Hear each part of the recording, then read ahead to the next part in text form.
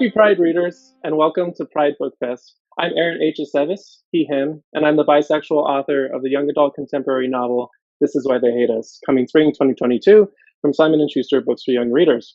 I'm so excited to bring you Nuance and Bi-identity in publishing. Today we're going to talk about, well, being bi in publishing. Let's meet our panelists. Hello, good morning. My name is Kayla Ancrum. I go by Kay Ancrum as my pen name. My pronouns are she, her. I'm a bisexual and intersex author. I am the author of the book The Wicker King, which is a psychological thriller about hallucinations and also neglect and trauma. And then my second book is The Weight of the Stars, and it is a interstellar lesbian romance. Hi, I am Sophie Gonzales. My pronouns are she, her, and I'm the bi author of Only Mostly Devastated, which is like a gay Grease, and Perfect on Paper, which is about a bi agony aunt kind of teenager, and the forthcoming If This Gets Out, which is about two guys in a boy band who fall in love, and that I co-authored that with Kayla Dietrich.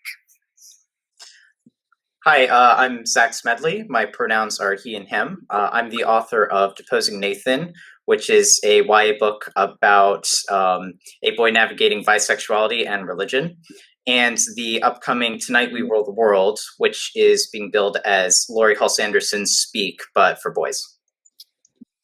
Amazing. Hi, I'm Nic Stone, author of a bunch of stuff, but most popular, Dear Martin and Odd One Out. And yeah, excited to be here. Hi, I'm Jess Verdi, and my pronouns are she, her, and this is my most recent book. It's called Follow Your Arrow. Yay, thanks, Aaron. And I write a lot about identity and LGBTQ issues, and this is the most directly bisexual book. It's about a young woman who is an internet celebrity and is very well known for being queer and gay, but she's not actually gay, she's bi, and when she starts to date a guy, people on the internet are not very happy about that. Awesome. Thanks so much, guys, for introducing yourselves. I'm so excited to be surrounded, not physically because of COVID, but on all sides on this screen by authors and authors that I really admire. And so let's get to the first question. So I want to know, this is kind of a personal question, but I'm curious to find out about your journey to identifying as bisexual or any other identifiers that you that sort of fit you. I identify as bi, but like if someone's like pan or queer or sexually fluid, I'm sort of like, yeah, no, like that fits. Like, but the first label I sort of found that fit me was bi, and I feel like I found it a little later in life. I was 21 when I first came out to myself, and so I'm wondering how you guys sort of found what fit you and all about that journey. Are we going in alphabetical order still? Sure, let's do that. Okay. So I actually learned about straight people instead of learning that I was bi. I've known that I was bi since I was like 5 or so. And I thought that just everybody was bi. And then later, after being exposed to homophobia, realized that everyone was not. So I've been out since I was a child to other children and adults. So this has definitely been kind of like a lifelong experience for me. That's beautiful. Yeah, I think for me, I was like confused when I was younger because I didn't really know that bi was a thing. So I kept going like, oh, could I be a lesbian? And then like, oh no, like I'm definitely not. And like, then when I was older, I found out that bi was a thing, but I honestly thought that it was kind of, I don't know, exactly 50-50. And I was like, well, that doesn't necessarily, that's not me. So I guess I just have these crushes that happen fairly regularly that I'm just going to kind of shove down somewhere and ignore and pretend that's not happening. And then it was actually, I think, on Twitter like in 2015, I kind of saw someone discussing how, you know, it's not necessarily 50-50, it can actually present in all different ways. And I was like, that makes a lot of sense. Kind of went, yeah. Yeah, mine is pretty similar and pretty simple. Basically, I grew up knowing that I was attracted to pretty much everyone, but I figured, well, since I'm attracted more to women, I'm straight, because I didn't know that bisexuality was a thing. I grew up in a small town. This was very simple. As soon as I got to college and heard the term bisexuality, I was like, oh, that's me. Sat on it for about 2 weeks, and then I was like, yep, let's lock that in. And then I came out to everyone. But then I started to get really irritated that, you know, all of the books I'd been reading at the time, the YA books either had, you know, straight couples or gay couples. Bisexuality, this was back when I was in college. This was like 2015. There wasn't a lot of bisexuality being featured, definitely not as prominently as it is like today. And so then I wanted to write a book that is basically just one giant argument between two best friends, kind of an Aaron Sorkin-y type of thing. And they, you know, yell about what it means to be bi and stuff. And that was just kind of all of my, like, thinly veiled pamphlet to the youth. Like, here's what it does mean and doesn't mean, because that's what would have helped me when I was a teenager. Interestingly enough, my introduction to the idea of bisexuality came through a forum on biphobia. I was in college at this point. I mean, I knew I liked everybody. I was just attracted to whoever I was attracted to. And learning about biphobia helped me to understand why I didn't want to identify as bi, or really as anything. Now, I don't really use labels unless I'm talking to somebody who needs them in order to, like, understand where I'm at or where I'm coming from. So, you know, I think that the beauty of these labels is that they help you feel not alone, but they can also be kind of limiting. So, you know, sometimes I identify as bi, sometimes I'm just like, no, I'm just chilling on me. I like who I like, you know. Yeah, very similar for me. I was always, you know, sort of attracted to who I was attracted to, and had crushes on all kinds of different people, and didn't really think too much about it. And for me, I was sort of always identified by the people from the outside, by who I was with, and those people tended to be men in, like, high school and college. And so I didn't really think too much about it, but I was like, oh, I have all these feelings, and I've had these experiences that were pretty cool. And, like, and it took a while for me to really land on a label. And I use bisexual, but pansexual works too. And then I really had to, like, actively, I was an adult by this point, and I had to actively tell people, because, again, people were just assuming things based on the person I was with. So that was a sort of a whole process, and it went slowly and then sort of blew up, and now I'll talk to anyone about anything, and it's all good. That's awesome. So this next question sort of has, well, we touched on it a little bit, I think, but I'm wondering when the first time was that you felt represented sexual orientation wise in media, and anyone can join at any time, because I know certain people are like, oh, I immediately know what I'm thinking about, and some people are like, when did I first see, like, a bi person? I think mine was Kelly Torres in Grey's Anatomy. Like, the first time I ever saw, like, a bisexual person, and I was like, you can do that? Like, but yeah, so when was the first time you guys were sort of like, oh, that's kind of like how I feel about attraction and that sort of thing? Callie Torres was the first person who came to mind when you asked that question for me too. Yeah, I'm also thinking of Rosa on Brooklyn Nine-Nine. I don't think she's, like, the first, but she's one of the most current on television right now. I think for me, the first time I ever felt like that kind of, like, rush of, like, representation and seeing someone and being like, that person's like me, since I've been out for so long, was when I was a kid and I was watching the movie Spy Kids, and Alan Cumming was the villain. And I, like, saw him. I don't even think he was out yet, but I saw him and I was like, that man is like me. I was just no longer rooting for the children, now only rooting for Blue. And he was doing a bunch of stuff that was bad, and I was like, I don't even care. Like, and the first bi representation where I was like, that is a bi person on television who has been doing things that bi people do, and that is exactly the representation that I can write papers about, was Tony Stoneham from Skins. He was a chaos bi and did lots of horrific things, but he was on paper, he was there, and it was like 2007 or something. I was 17 the first time I read The Color Purple by Alice Walker, and it was my first time seeing any kind of like female anything on the page. I didn't even know that could exist in a book.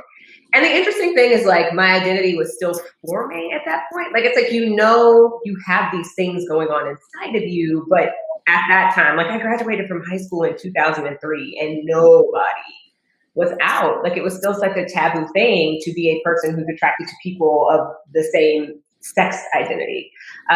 So I read The Color Purple, and the interesting thing is that Shug Avery, she not only represented like the bisexualness, she also represented kind of like the polyamory piece. Like, she was such an interesting character to me because I was drawn to this person who just was not confined by anything that anybody thought of her. And I think that was my first time like feeling a bit of a step towards some kind of liberation in this space. So for me, it took a while. It was a couple of years after I like had come out and stuff. It was Bill Koenigsberg's book, Honestly Ben. I don't know if folks have read that one. To me, the trouble with or the difficulty with representing bisexuality in media is 99% of the time it falls into the trope of like the person chooses a romantic partner over another romantic partner of the opposite sex. And no matter how much commentary you put on that, it's still kind of an inherent choosing. And that's like not representative of bisexuality. So what I loved about Honestly Ben is Ben in that book is, I believe, bisexual is the label used. And he has a relationship with a girl and then also interest in a boy. And both are so like fleshed out and like really given serious weight. And so it's not necessarily a love triangle, but it's just both relationships are treated with equal importance rather than one being a distraction from the actual one, which is what we see a lot of. You know, it's not just demonstrating that attraction to multiple genders. It's actually giving that proper weight and treating them as serious relationships. So that was probably one of the few where I feel like bisexuality is like, that was the first time that I felt like it was truly represented well. And also something else that just came to mind. I graduated high school in 2000. I am old. And there were very few YA books as we know them today at all, but especially queer ones. And when I was like in middle school or high school, and I was old. Forget about bisexuality, forget about pansexuality. I was just looking for gay stuff just because I just wanted something, you know? So I was really obsessed with all these like romantic comedies featuring men, like The Broken Hearts Club, which I'm sure today is extremely problematic. But at the time, I was like, this is my favorite movie. And I was just desperate for any sort of content at all. So I really am very grateful that we've come a long way and that we're even having this panel and having this discussion today. It's amazing. Sophie, did you answer? No. Sorry, I wasn't sure if like I should come back in. I know, it's okay. So, I think the first one that I can remember, and I'm pretty sure it was one. It's been a long time since I've read it, but Rainbow Boys, the book. I'm pretty sure the like popular guy character ends up explicitly identifying as bi on the page. That's the very first time I ever remember that being like spelled out like that. But I get the feeling that there was a lot of biphobia in that storyline as well, which is, you know, there's nothing wrong with that, especially given the time that it was written. That would have been one of the very few pieces of on the page bisexuality that we had that long ago. I was like a literal child when I read that book. And that was Alex Sanchez, right? Yes. Yeah, I remember, I think I read My Boyfriend's Girlfriend or something. And it's one of those stories where it's like the biphobia is being set up so that it can be toppled, but it was still a little bit like, that's a lot. Like, you know, like the ignorance in it is like, huh, kind of wish there were more story to this. But yeah, no, I haven't read Rainbow Voice, but I have heard of it. Yeah. Cool.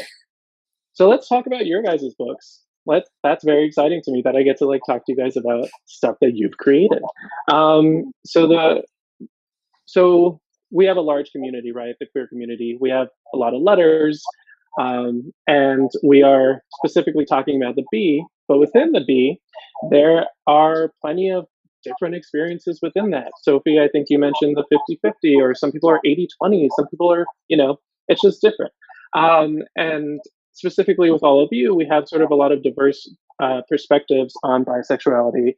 And I'm wondering, with the book that you feel is sort of the one that addresses bisexuality the most, sort of what you were looking to explore specifically within the bi label, like any intersectional sort of parts of that. So for me, it was like when I sat down to write Deposing Nathan, it was okay. Let's like I said, let's write a book that, you know, tackles some of this stuff head on. And for those who aren't familiar, my Deposing Nathan's very simple. It's about two best friends who are testifying against each other in court about the night they tried to kill each other. And the testimony goes through when they met, and then how they got close, and then how they got very close, and then how it all fell apart and, you know, wound up with them trying to kill each other. And not really a spoiler, but the answer is they, you know, were messing around. And then the main character is very biphobic and homophobic because he's very religious. And he's saying, you can't do both of these things, be religious and queer. And also bisexuality is not a thing because I have a girlfriend who I genuinely like, so leave this alone. And the best friend's like, you're an idiot. Here's this, and that. And like I said, I'm a fan of Aaron Sorkin, so it's very, like 90% of the book is dialogue, and they're just laying into each other, going over point by point. And, you know, that was sort of my way of exploring bisexuality. And my hope is that anyone who had any ambiguity regarding bisexuality won't have that ambiguity after they've read the book. Because I would say one of its biggest flaws is the dialogue is very overwritten. These teenagers have the intelligence of like 40-year-olds, and, you know, they're just arguing and going over stuff. And that was my way of really diving into the nuance behind it, because that's sort of what you're saying, where it's like there is no one experience. And I believe the best friend character like says that. And, you know, if I did my job properly, then it really just went to every corner of this and explored this and said, well, what about this scenario? Nope, that still counts. Nope, that doesn't count. Who knows, you know? And that was just sort of my way of getting all of that out there in a way that's hopefully entertaining, but also helpful and important.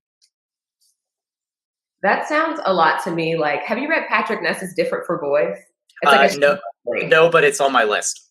Oh, it's so exactly what you're saying. It has that kind of tone to it. And this is what I was attempting to explore, or really what I did explore when I was working on Odd One Out. So Odd One Out is like one of my few books that's not about racism. And it's also my favorite, partially because of that reason. And in that book, really what I wanted to explore was words and the way that we use language around relationships. Because there is kind of this, depending on which side of the spectrum you're coming from, like your character is coming from this like religious background where he is just refusing outright that like, no, I'm not this thing that you're saying I am.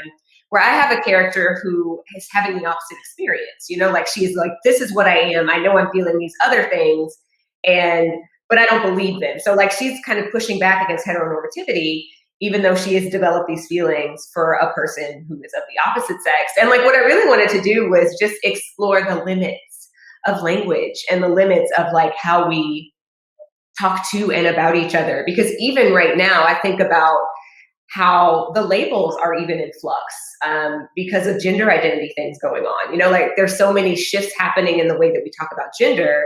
Even saying bisexual, it's like, well, what does that mean now? You know, is it bisexual as in binary? Is it bisexual as in like both sexes, but like also includes people who are trans on each side. Like there's so many different ways of thinking about these words. So really what I wanted to do was just have these three characters, because mine is like a true love triangle, where everybody likes each other and everybody's trying to figure out who do I like more or why, etc.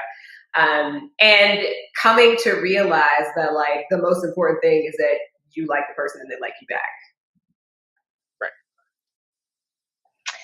And for mine, Follow Your Arrow, when I was trying to figure out this book, I've been wanting to write a YA contemporary about a bisexual main character for a very long time. And I always stopped myself because by, the very nature of YA particular, like there's often a love interest and there's often a happy ending, which I do appreciate a good romance and a happy ending for sure. But I didn't know how to do it because if, say, the main character was a woman, a girl, if she ended up with someone who's also female identifying, then that would be somehow me saying that bi isn't a real thing. It's just a step on the way to being gay. Or if she ended up with someone who's male, then that would be me saying that, she wasn't ever really queer. She just, was confused and now she found her guy and everything's, so like I didn't want to fall into any of those traps at all. So I just stayed away from it completely. And then through working with my editor and feeling more comfortable in my own voice, I was like, well, you know what? I'm just going to do it. And I'm just going to talk about all of this. I'm just going to put it all on the page and have this character feel the same worries that I'm feeling about putting this thing out into the world and how people might interpret it. And so she, with her internet fame and her image, and she's very concerned about all of that. And she doesn't want people to judge her. She doesn't want to get canceled. She doesn't want people to misunderstand who she is. So I put it all on the page, and that helped me work through it all a little bit better and end up feeling more confident in the book.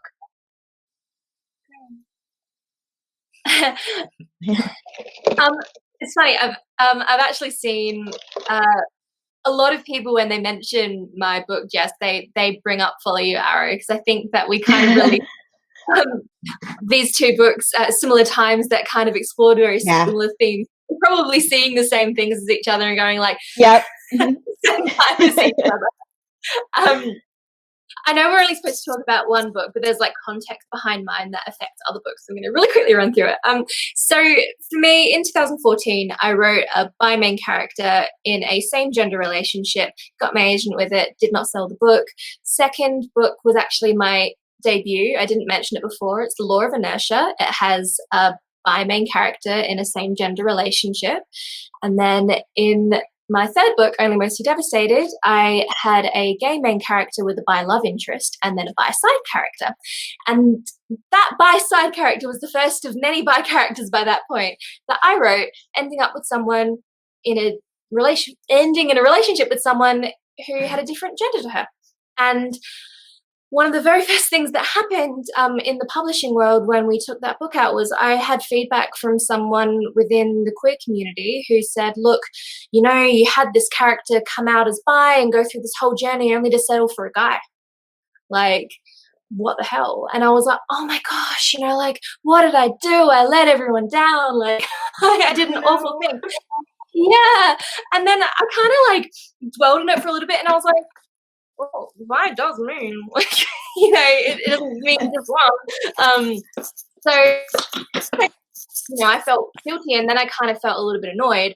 And then I went like, well, why did I feel so guilty at first? Like, why was my very first reaction that I did something wrong here? And that kind of made me think, well, I think there's obviously some internalized biphobia there. I'm not secure in this. I'm not, yes, I'm not confident yet that is perfectly fine. And I think, well, how about I do that again, but with a whole book this time? So that's kind of how Perfect on Paper started. The very first thing I wanted to do with that book before I even really thought of the plot was I wanted to have a girl end up in a relationship with a cis guy, just because that's what I got in trouble for last book. And I'm petty. But more than that, I think that when we write things in books, it normalizes things. And, it gives people, not only does it give bi people some representation to say, hey, this is okay, this is still, this is still okay, this is bisexual, this is what it looks like, or can look like anyway, but it also helps people who might not be bi look at that and realize, okay, hey, this is actually something that I might have said that is not okay, or something that I hadn't thought about. This is what other people are going through. This is what they experience. It helps people, I think, understand more about the world, which is what we need. So the more that we have our stories in these books, I think the more good goes out into the world, which is really all I was trying to achieve with Perfect on Paper. Quick interjection. I'm going to go out on a limb and say all of us have been accused at some point of our books not being bi enough. And I have learned I can't tell you how bad I don't feel about my new book being a straight romance with a bi main character. It's yeah, that's what the label means. Sorry. I even think about the idea of straight romance. If it's a bi main character, it's a bi romance to me. You know what I mean? Even the way that we use these words, it's how do we normalize, hey, I can use whatever word I effing want to describe this thing, and you do not have to agree with me, but it doesn't change what it is. Right. Yeah. Sorry, Kayla, you need to talk about your book. No, it's okay.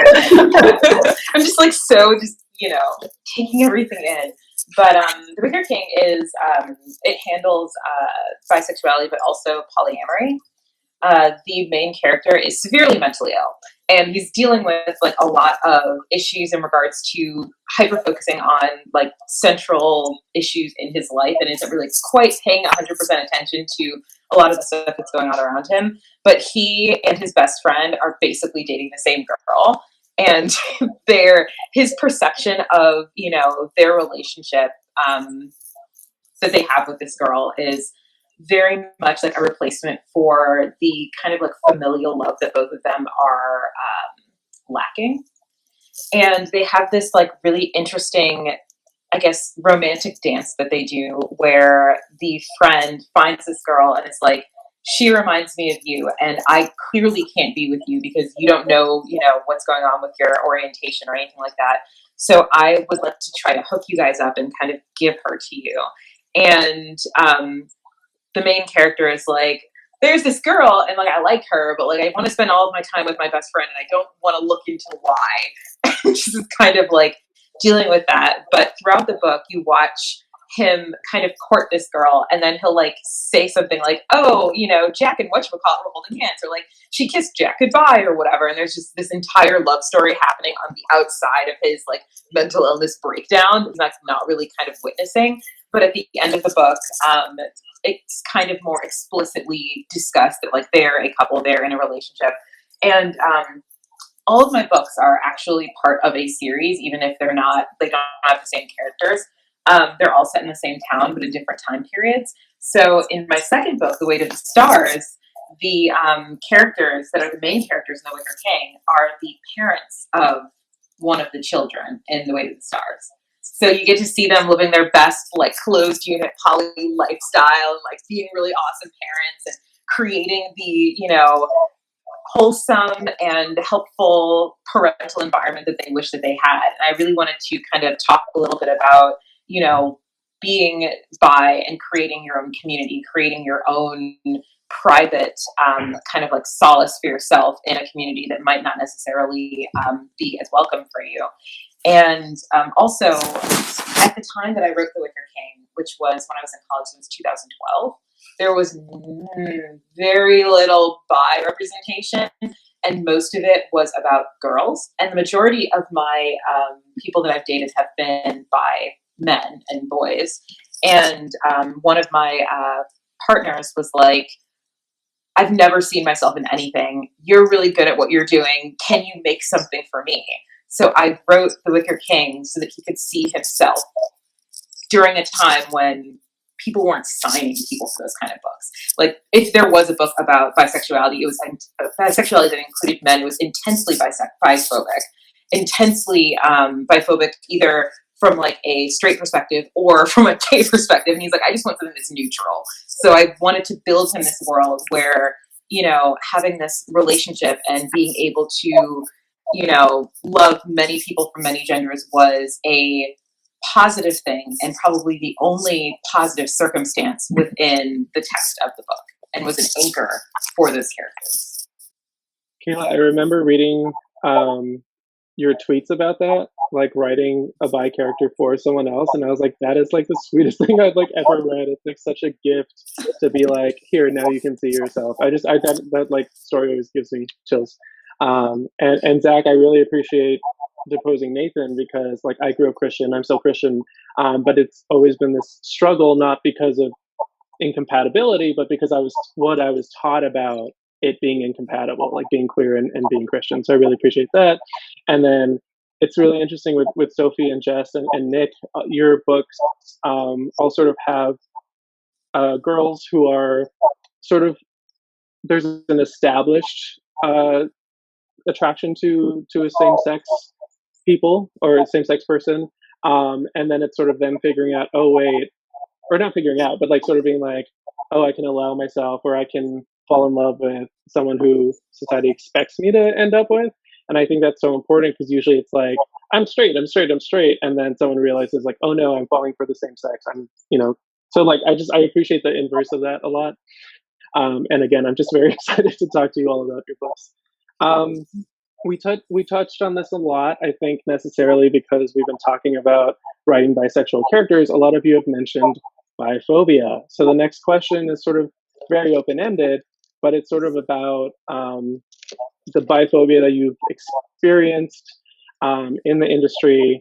I will share that when I was editing my book with my agent, it wasn't her assistant, but there was a floater assistant at the agency who read my book, and the main character is bi, but in the book his love interests are only male. And I sort of got the note like, isn't this kind of biphobic that like he's only pursuing boys in this 3-month period of his life? Like, and I just remember being like, I'm like, I guess this is like the first of many instances in which I will feel this way, of people sort of thinking, you know, yeah, you got to go one way or the other. So I would like to hear about those experiences and sort of what you learned from them, and how you learned I'm sure in a lot of cases, and Sophie mentioned this, about being petty and sort of not caring, and, you know, just writing what you want to write and knowing that people are going to misinterpret it.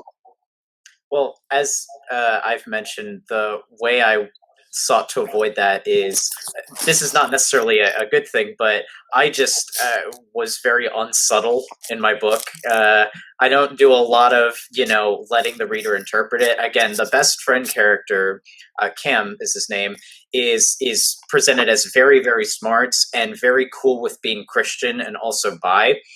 And so most of the scenes are him just laying stuff out for the main character. And again, it gets very, like, there's one scene right after they've like messed around and stuff where they're both sitting in his room just like, all right, so let's talk about this. What if this is the case or that's the case? And the narrator is, my book, the narrator is the biphobic one. And the narrator's like, I love my girlfriends. This was not, a thing. And the best friend character's like, well, it can be if this and this. And they sort of go back and forth. And again, it's not particularly subtle. It's more, I wanted to just dive straight into all of this type of discourse and have the main characters, this is what they are talking about, this is what they are debating. And the main character too, particularly with the religious stuff, it was a little difficult for me to write, but I did my best to give him some good points too, where he's like, look, this is how I was raised. You can't ignore, thousands of years of history. And the person, that best friend's like, well, it's not thousands of years of history, it's this and that. And they really get into it. And so for me, it's just sort of, when you're talking about like biphobia and stuff, I guess I sort of inhibited that when I wrote the character, where I, as painful as it was, tried to make a list of like, okay, what is biphobic stuff that some people might, what might occur to them, and then sort of presented that in my main character, and then had the best friend character sort of constantly refuting that and pushing back on it. And then eventually the main character, not really spoiler to say, they sort of, learn to digest that and work with it. But I certainly don't make it an easy road, as implied by the fact that they wind up trying to kill each other. So in a way, the whole book, Deposing Nathan, is trying to tackle that biphobia, again, in very unsubtle ways. And it's to the reader to decide whether that's a good thing or not. So it felt, the interesting thing to me here is that, like, it's such a pendulum swing, right? Like, I think about how biphobia is shifting, like, over time. Like, at one point, you couldn't like both. Now it's like, if I don't see evidence that you do like both, like, there's a problem, right?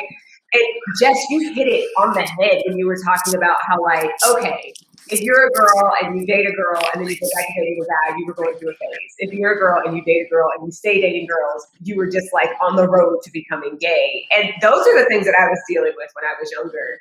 So it was interesting. It's interesting now, actually, seeing the way that people kind of dissect and pick apart other people's orientations, especially in this industry. It's like, you have to prove to me that you really are what you say you are.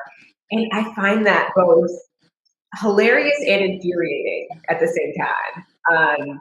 This idea of having to provide proof that you are. So I am married. I've been married for 11 years. I'm heterosexually married and have been heterosexually married for 11 years. And, like, the interesting thing is, I remember when I had, like, my first girlfriend, and this is after dating a guy, and, like, this was, like, my first time ever being out in public with a woman that I was clearly with. And I remember being really nervous about not knowing what would happen if somebody were to see me. Like, what were they gonna think? Not that I was ashamed of the fact that I was out with a woman, but more just, like, I knew that I still was attracted to dudes too. So there's just this very interesting, the things that we internalize are fascinating. And it's really been fun and kind of informative to pick some of that stuff apart in writing, which is why I love storytelling. Like, it gives us this space to explore not only the world, but, like, ourselves and how we fit into it. Mm.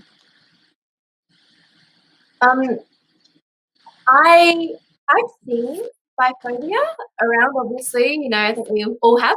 For me, I think that particularly within Twitter and the book community, I've never seen it as biphobic as the last 6 months. And I don't really know why, but it is kind of chronic. And I don't know, like, there've been some really recent discourses lately where, on the one hand, there are some people standing up for us in the community, which is just, like, so heartwarming to see. But then you see the responses to them with people, disagreeing with them, and every single time you see that, it's just like, this stabbing sensation. And then, yeah, like, you can't, there's always going to be people with terrible opinions, but they just seem to be getting braver about expressing them lately. Yeah. It would be nice. It would be nice if the book community continues to stand up against those ideas and calling it out. And I think, Nic, when you were talking about language before, that is so important. When there are so many ways that people talk about bisexuality that, whether they mean to or not, it kind of equates it with heterosexuality sometimes, and it's like, it's just not. It's not. So, even just, like, gently changing the language, I think, can go towards it. I've seen some terrible terms tossed around over the last few weeks I would like to never see again, for example. Probably not going to say one here just because they're nasty, but yeah. I think quarantine is just making people, like, lose their minds. Like, I've just seen some terrible stuff everywhere. Like, I've seen there's this like uproar in this county in St. Louis where, like, these parents are just outraged over the fact that their children are being taught diverse things. And I'm like, bro, your children have been being taught diverse things for years. I came to your school. 2 years ago. Like, all of a sudden, everybody's like, I need something to be angry about. And I agree with you. I do think that people are just, there's this emboldenedness. Yep. Like, you're just emboldened to be stupid. And yeah. Well, and Nic, what I really like is your exploration of language, because if I'm understanding right, it sounds like your stance is basically, encouraging that openness and the broadness of those terms. And to me, honestly, I don't know if this is other people's experience, but most of the biphobia or just general, overzealous gatekeeping that I see is from within the community. And I'm sorry if that's like an unpopular thing, but my thing is, I think there is a difference between, malicious bigotry and representation that just doesn't necessarily fit what someone else thinks it should be. And on Twitter, most often we see those two equated, and a book being torn down as awful because it's biphobic when it's not.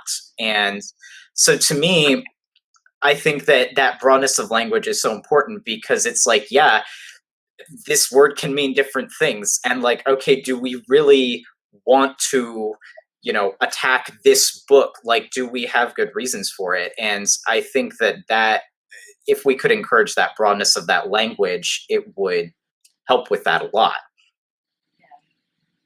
I think a majority of that discussion is done mostly by people who don't know our history, not just by history, but just like LGBT history in general.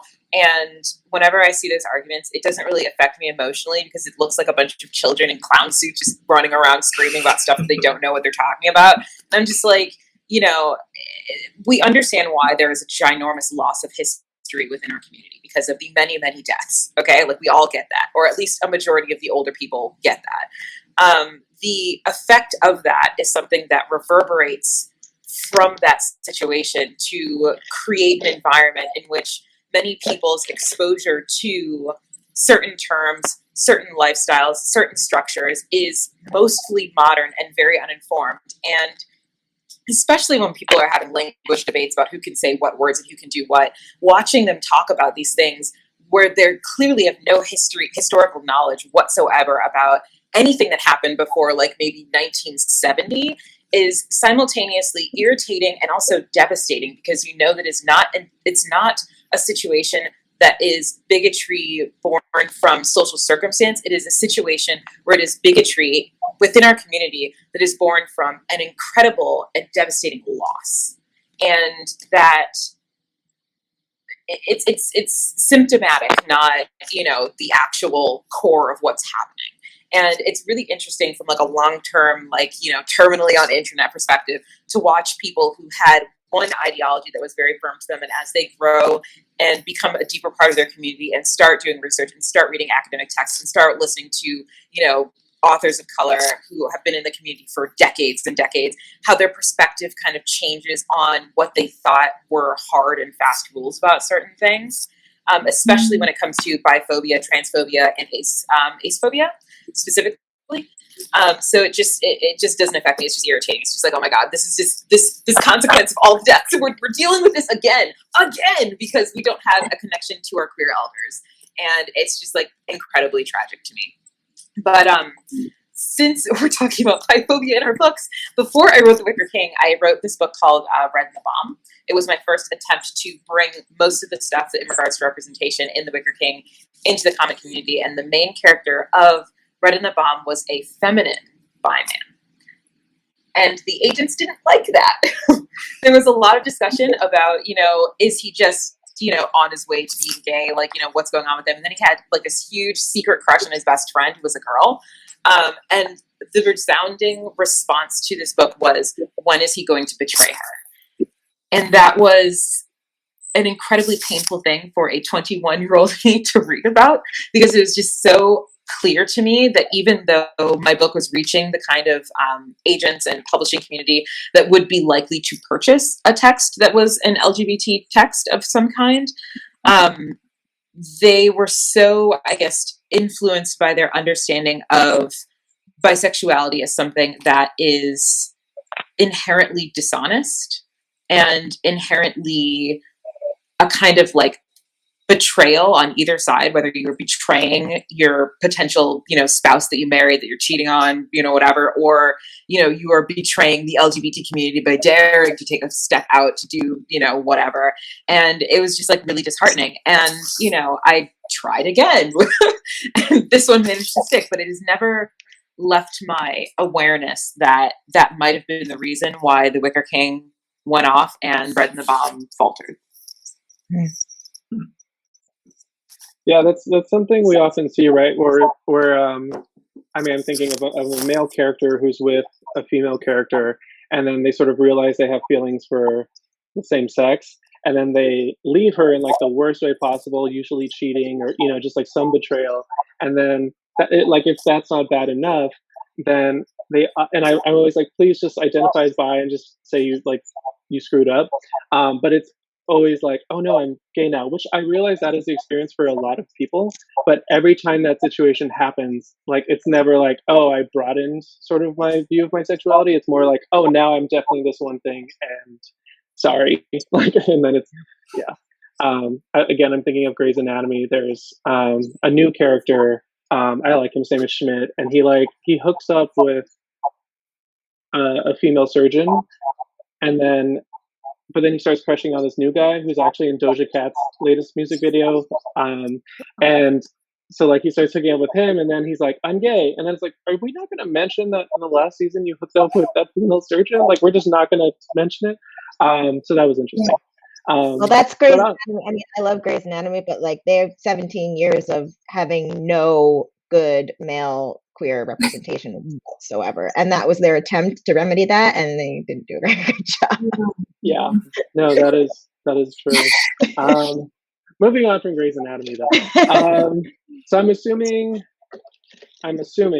none of you were 17 or 16 or 18 or the age of your protagonists when you were writing your books about bisexuality, or not just about that, but the ones that feature it.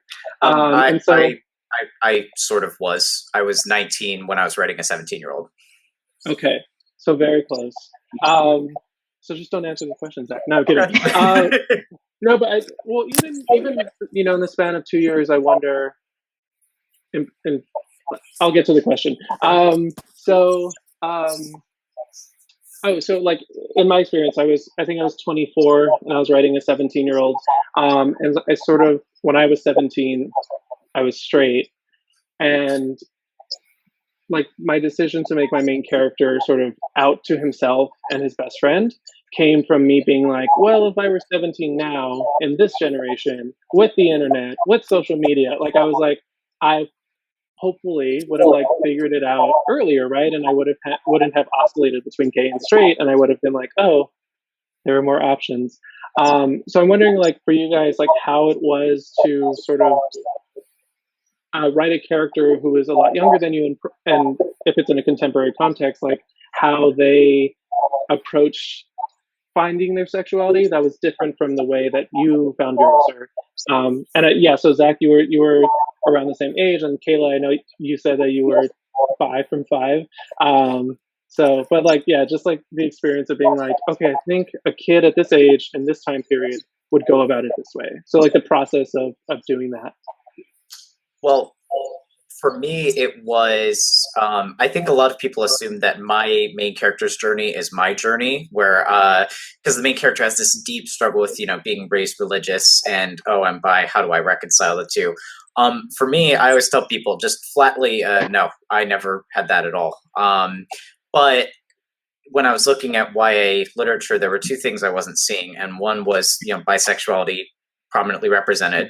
And then the other was a queer religious protagonist. And there were a few books I've read where it's a queer protagonist who mentions that they're religious or is offhandedly like, I believe in something. But, for me, it was almost a challenge because, to answer your question, the main character's journey is completely different than my own journey. And so what it involved was a lot of research and taking a few courses in like philosophy and religion I was in college at the time, so I was able to do that. And then I was also able to take biomedical engineering courses because the best friend character is very smart in that field. And basically, my whole book was just a lot of research into different perspectives. And then, like I said, presenting those very loudly to create a dialogue and an argument.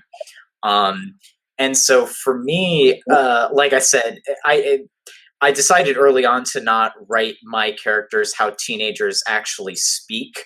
Granted, all of my characters are presented as being like exceptionally smart for their year. But still, it's kind of like if anyone's ever seen like The West Wing, which is from Aaron Sorkin, nobody talks like that in real life. Also, The Social Network. But the dialogue contains argumentative stuff. And for me, I really wanted to do that for bisexuality and for that debate with religion. So it was interesting because I often will see reviews of mine where it's like, these people don't talk like teenagers. This is clearly an old person who thinks they don't know what teenagers like. And it's like, I was a teenager when I wrote it, but I've sort of made a few decisions to sort of remove it from my own experience. So I decided I was going to write a book that was kind of a love letter to my closeted teenage self. And the interesting thing about writing Odd One Out is that the three characters are three different ages. So one's 15, one's 16, and one's 17. And so I got to kind of explore where I was at all of those ages in a way. And it's interesting now looking back on my own high school experience because I have mentees from 5th grade through 12th grade, and like they're genuinely going through the same stuff that I was, except now they have Instagram. Like, so they're able to connect with people a little bit easier than I was back in the late 90s and early 2000s. But the experience, like the developmental experience of, that 12 through 18 range, it doesn't change all that much. Like we're all going through that space where your peers' opinions are starting to become more important than your parents' opinions. And like, you're trying to figure out where you fit in relation to your peers. And so having the chance to give myself something that I didn't have has been the best part of like the writing experience in general. Because I do know that if I had a book like the one that I wrote, I wouldn't have stayed closeted. I think I would have had a much easier time even coming to grips with the fact that I'm not like one or the other, right? Like I'm not like straight or gay. Like it's just, I'm here and I like people and it's great liking people. And if this word helps you to understand me a little bit better, I'm bi or I'm queer or I'm like, whatever it is that's going to help somebody else's understanding and perspective expand and help them be a little bit more compassionate toward people like us, like I'm all for it. I do a lot of school visits. Well, before the pandemic, I did with the Lambda organization. And I mean, here in New York, I guess I will say that like New York City public schools can be, they're not always, but they can be a lot more progressive and open than some other places in the United States. And the kids and the students that I have met with over the years are so incredible. And I just envy everything about them. It was not that way when I was in high school. Like they'll just be like, oh yeah, my pronouns are they, them, blah, blah, blah, blah, blah. Anyway. And like, or like, oh yeah, here's my partner. And it's just like, oh my God, I love you guys. This is so cool. And so I try to emulate them a lot in my work yes, there are insecurities. Yes, there are lots going on. The world is not kind, right? But at the same time, I've seen so many young people who are just so brave and confident and vocal, and I really just want to do them justice. So I try to bring them into my work a lot. Sophie? I was kind of staying out of it because I don't really have a good answer to the question because I never really wrote my characters. I never really explored how they realized they were bi. I don't think.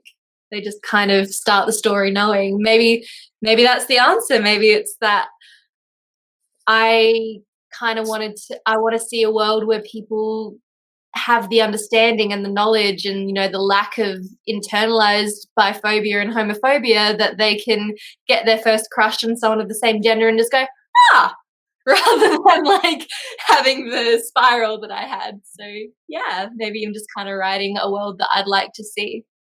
Well, and that's interesting because it sounds like you two are saying the same thing. Where basically, this world where it just is what it is, and that's interesting to me because I write protagonists who are deeply struggling with something, and it's always interesting when I did like a school visit or a signing, and like you were saying, Jess, a teenager come up to me and be like light years more informed and comfortable and cool with it than I was, and I almost want to be like, this book's not really for you. Like, you might not relate to this very much, and it makes me feel old in a good way because it's like, yeah, maybe we will get to a point where this concept of struggling with your sexuality or being met with homophobia, either internalized or externalized, will be a thing of the early 2000s, and 30 years from now it'll be hopefully ancient history.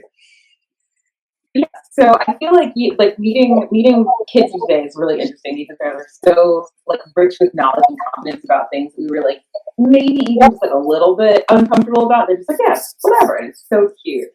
I feel like my experience, because I've been out for so long, like I was past the feeling any type of way about it. Because I mean, when you're out and you're like 12, like what are you gonna do, So when I was in high school, I actually had a experience where I was able to kind of be what I wanted to be and do what I wanted to do. So I had a girlfriend from like age 12 to 18 for the whole time when I was in high school.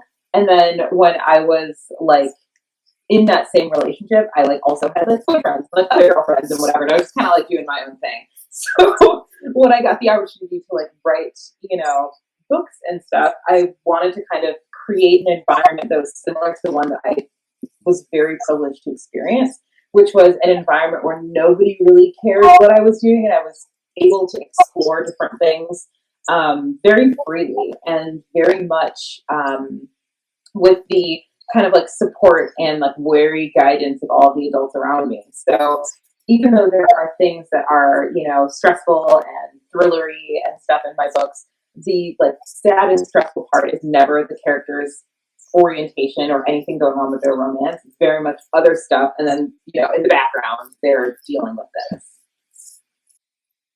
I love that. I actually like that they're struggling these things though, right? And I say that as a person, like I said, who writes a lot about racism. It's important for me to know the things that my grandparents were going through and how it wasn't a great place for them when they were young. It helps us to like not repeat the nasty history. So Zach, I appreciate the fact that you have so much struggle in your books, like, because I do think that like even kids who are growing up now who aren't dealing with as much overt homophobia, overt biphobia, overt transphobia, it's important for them to know that like people paved the way for them to get to this point, right? Mm-hmm. So keep writing, and like all of you, like keep telling the stories that you're telling, because I mean, it's so vital to like, we are basically recording history, and I think that that's a really beautiful thing. That is such a cool point. I never thought of it like that. That's awesome. Sorry, I didn't cut anyone off. I didn't even see who spoke. I was just going to say, like, I think that, like, I've seen the conversations kind of go from, like, it's really important to show struggle to it's really important to show queer joy. But rather than us, like, acknowledging that both are important, it keeps swinging between you need to write books where there's like homophobia and all this stuff going on. And no, you can't have any of that in your books because it shouldn't exist, and we shouldn't have to deal with that in a book. And it's like, both exist, both are important. That we should just be allowed to do kind of what we want to do. Yeah, because no, I totally agree though, because it's like if everyone does what they want to do, you're going to end up with sort of a natural diversity, right? So like looking at this panel, when I was reading Zach's book, I wanted to engage with like religion and internalized biphobia, and but then I'd read something that's a little more like Sophie, like you're only mostly devastated, but also perfect on paper, like these books that have like kind of like an interesting premise that's like it's not featured solely on sort of like analyzing your own internalized stuff. And then my book is a lot about struggle, but then also like kind of like a raunchy teen com. Like I feel like we need all of that. And like anyone who's like, we don't need any more of this is probably in a privileged position to be like, I've seen enough of this, right?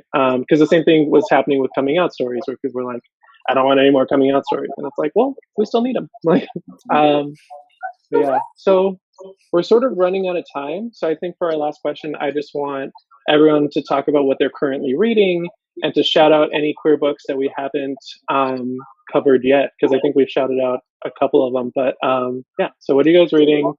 I'm currently reading Honey Girl by Morgan Rogers.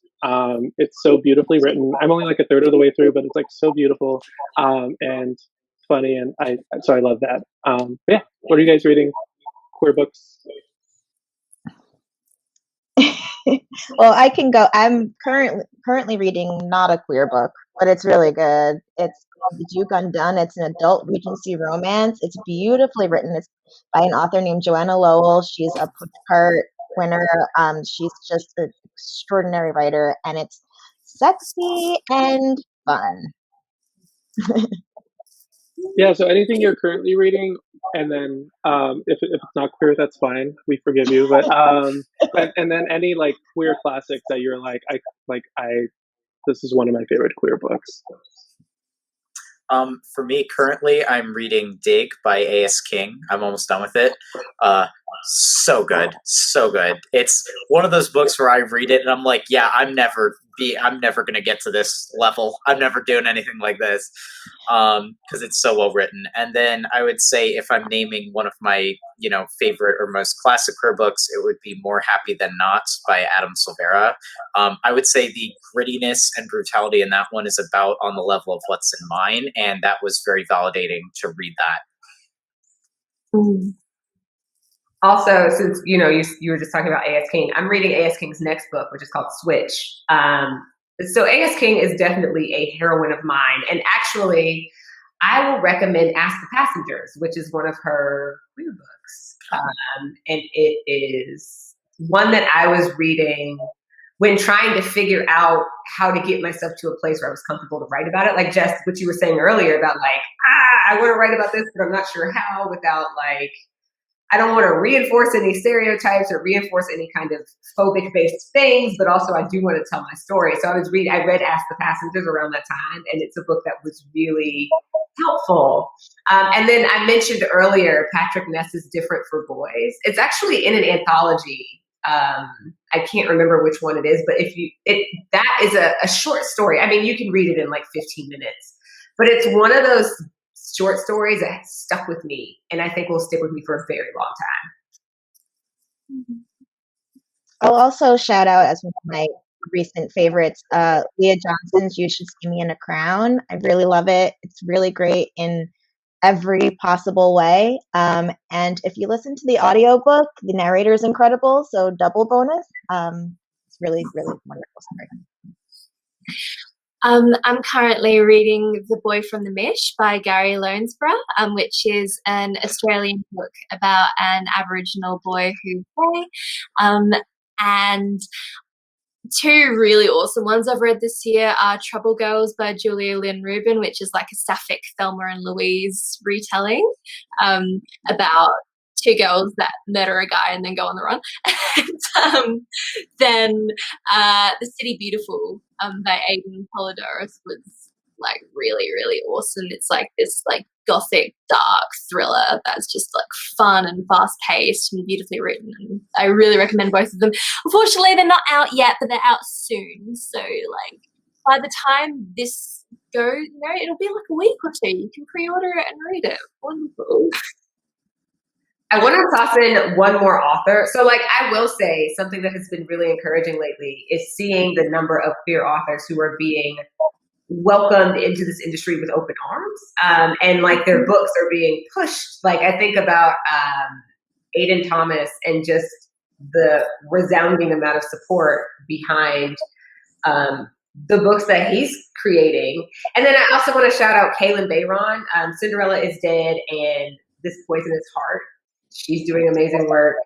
And Jason June, I have a little bit of a crush, but Jason June's work and just Jason's everything is, I think it's something everybody should plug into. Yeah, I'm gonna second Jason's. He's great, wonderful, wonderful person. I'm actually doing a research cycle for one of my upcoming novels. I'm writing my very first intersex book called Icarus, about a guy who is an art thief. And because of that, I'm reading The Goldfinch so they can make sure that I don't get a bunch of reviews about how they're similar or whatever. So I'm doing that. And then I'm also doing a research cycle for a book about sex work that I'm writing. And I'm reading Fantastic Fun because I'm doing like a microfiction book where there are scenes about different relationships, and then in between them are like recipes of things that like the main character cooks for the community around her, which is all other sex workers. Awesome. We got some great recs, and you guys are reading a diversity of things. That's awesome. Alrighty. I'm very sad to say that we got to stop. I could talk to you guys forever about not just bi stuff, but probably a lot about bi stuff. Thank you so much to Kayla Ancrum, Sophie Gonzales, Zack Smedley, Nic Stone, and Jess Verdi for this incredible conversation. Authors, where can readers find more information about you and your work? Instagram is the best place to find me, and I am at Nic Stone, NICSTONE. Same for me, Instagram at Zack_Smedley. Instagram, sometimes Twitter, Jess Verdi at Jess Verdi. Mostly just on Twitter. I have an Instagram. My book are at Kayla Ancrum. I'm more Twitter than Instagram. I'm still learning Instagram. I'm at S. Gonzales author on both. So I'm bi-actual, and I am on Twitter and Instagram. On Twitter, I'm at Aaron H. Aceves, and then on Instagram, listen carefully, it's very different, Aaron Aceves. Was it taken? All right. No, I don't know. I think like I used the H for more like my author brand sort of thing, and then Instagram was like, I'm going to post pictures of my cat, which might be an author thing. I don't know.